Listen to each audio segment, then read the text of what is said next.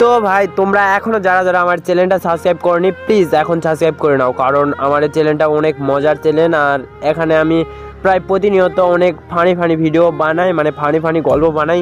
তোমরা প্লিজ একটা সাবস্ক্রাইব করে দাও। আর একটা সাবস্ক্রাইব করলে তোমাদের এমন কিছুই হবে না যে মানে তুমি আমার ভিডিওগুলো ভালো মতন দেখতে পারবে। আর যদি ভিডিওটা ভালো লাগে অবশ্যই একটা লাইক করে দিবে, আর লাইকের সাথে সাবস্ক্রাইব করতে সাবস্ক্রাইব অবশ্যই করবে, কারণ একটা সাবস্ক্রাইব করলে কি হবে এমন। আর সাবস্ক্রাইব করে দাও। তো একদিন একটা ছেলে বাজারে গেল বাজার করতে যায়। সে ভিতরে মানে বাজারের ভিতরে দেখলো যে একটা বড় দোকানে আগুন লাগছে। ওই জন্য সে দোকানের কাছে গেল, যায় দেখলো দোকানের ভিতরে 3 জন আটকে পড়েছে, আর 3 জনই আগুনের ভিতরে কিরকম লাফাচ্ছে। ওই জন্য সে তাড়াতাড়ি করে যায়, 3 জনকেই উদ্ধার করে আনলো সেই দোকান থেকে। আর দোকানটা পুড়ে ছাই হয়ে গেল।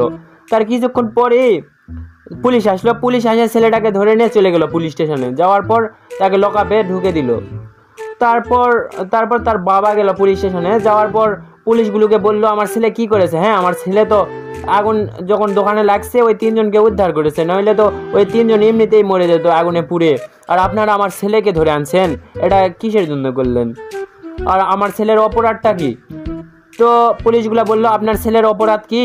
ওই 3 জন ছিল ফায়ার সার্ভিসের লোক, ওরা আগুন নিভাতে গেছিল, বার করে আনছে ভিতর থেকে।